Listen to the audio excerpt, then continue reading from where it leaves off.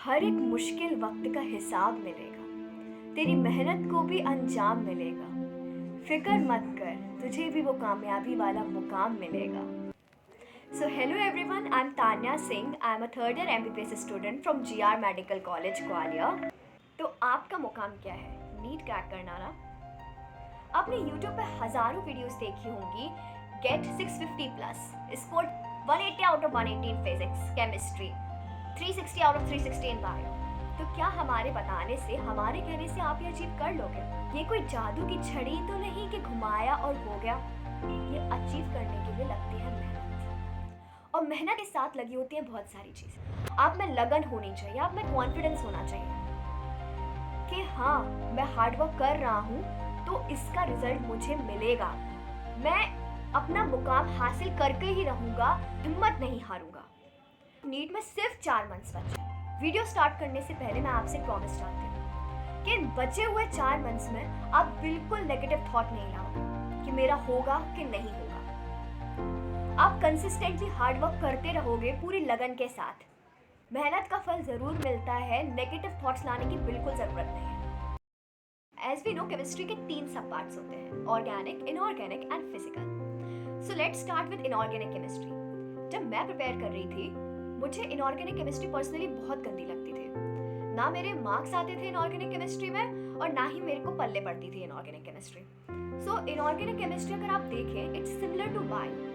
तो हमें inorganic chemistry के एनसीईआरटी पढ़ना है, बट इनऑर्गेनिक केमिस्ट्री के एनसीईआरटी पढ़ना कोई आसान बात तो है नहीं। उसे 100% एब्जॉर्ब करना भी बहुत डिफिकल्ट है। एक बात और आप ध्यान में रखना, दैट इनऑर्गेनिक केमिस्ट्री में एनसीईआरटी से बाहर सवाल नहीं आएगा। So you have to stick entirely to NCERT for inorganic chemistry.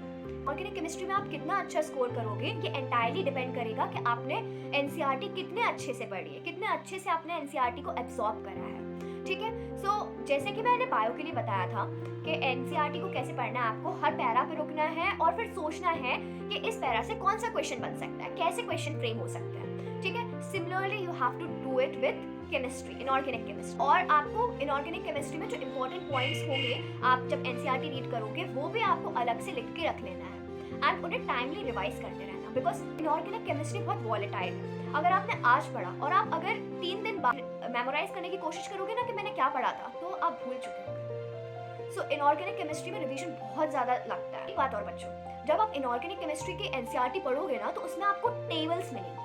आपको टेबल्स को इग्नोर नहीं करना है। फॉर एग्जाम्पल, अगर आप ग्रुप 14 एलिमेंट्स की एनसीईआरटी पढ़ेंगे, तो वहाँ पे आपको एक टेबल मिलेगी जिसमें जितने भी एलिमेंट्स हैं कार्बन से लेकर उनके बीच में आयनाइजेशन, एंथैल्पी, उनकी इलेक्ट्रोनेगेटिविटी के बीच में कंपेयर करा मिलेगा आपको। ठीक है। So what you have to do is, आपको ऑर्डर याद रखने हैं।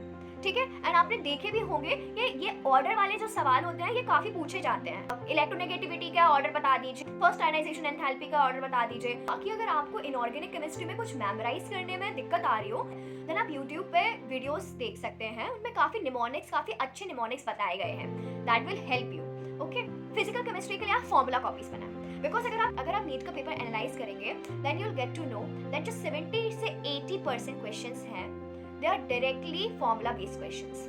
ठीक है। सो सबसे पहले आप फॉर्मूला कॉपी बनाएं एंड फॉर्मूला को मेमोराइज करें। मैं ये नहीं कह रही हूँ कि आप फॉर्मूला याद कर लेंगे, दैट्स इट, आपके क्वेश्चन सॉल्व हो जाएंगे। नहीं, आपको फॉर्मूला के पीछे का बैकग्राउंड पता होना चाहिए, कंसेप्ट क्लैरिटी होनी चाहिए। ओके। न्यूमेरिकल्स प्रैक्टिस करना बहुत इंपॉर्टेंट है फिजिकल केमिस्ट्री में। फिजिकल के एनसीईआरटी में से जितने भी इंटेक्स्ट क्वेश्चंस हैं, सॉल्व क्वेश्चन है, वो आपको बहुत अच्छे से करना है। बिकॉज ऐसा बहुत बार हुआ नीट में, क्वेश्चन से उठ के बिल्कुल वैल्यूज भी चेंज नहीं करते हैं, सवाल दे देते हैं। ठीक है। तो in-text question, solve questions NCERT के आपको बहुत अच्छे से करने हैं फिजिकल केमिस्ट्री में। बाकी मैं एक चीज और बोलना चाहूंगी कि आप कैलकुलेशंस अपनी स्ट्रॉन्ग करें, क्योंकि फिजिकल केमिस्ट्री में फिजिक्स से भी ज्यादा अच्छी कैलकुलेशन की नीड होती है। ठीक है। सो स्टॉप यूजिंग कैलकुलेटर्स, खुद कैलकुलेट करें and make yourself fast in calculations. Organic chemistry, so organic chemistry अगर आपको अपनी स्ट्रॉन्ग करनी है, देन आपको जीओसी स्ट्रॉन्ग करना पड़ेगा। आपके जीओसी के कंसेप्ट्स बहुत क्रिस्टल क्लियर होने चाहिए। और अगर आप देखेंगे ना, तो जीओसी का वेटेज भी नीट में ज्यादा है। 5-6 क्वेश्चन डायरेक्टली उठ के जीओसी से आ जाते हैं, एंड जो आगे के चैप्टर्स हैं वो भी इंटरलिंक रहते हैं जीओसी के कंसेप्ट से। सो आपको अगर अपनी ऑर्गेनिक केमिस्ट्री स्ट्रॉन्ग करनी है, देन आपका जीओसी बहुत स्ट्रॉन्ग होना चाहिए। सो सबसे पहले आप जीओसी स्ट्रॉन्ग करें। बाकी ऑर्गेनिक केमिस्ट्री काफ़ी इजी हो जाती है अगर आपका जीओसी स्ट्रॉन्ग है। हाँ, और मोस्टली ऑर्गेनिक केमिस्ट्री से अगर आप देखेंगे ना तो नेम रिएक्शन से क्वेश्चंस आते हैं, और आपके नेम रिएक्शंस आपको टिप्स पे होने चाहिए, ठीक है। तो आप नेम रिएक्शंस करें, जीओसी, और बाकी आप एमसीक्यू सॉल्व करते रहें। That's it for organic chemistry, it's quite easy. आप ऑर्गेनिक केमिस्ट्री में बहुत अच्छा स्कोर कर सकते हैं। Just make sure that your base is strong. And what's the base? GOC base है। एंड में मैं आप लोगों से एक ही चीज़ बोलना चाहूँगी, दैट अभी कैजुअल हो गए ना, देन आपके सपनों की भी कैजुअलिटी बन जाएगी।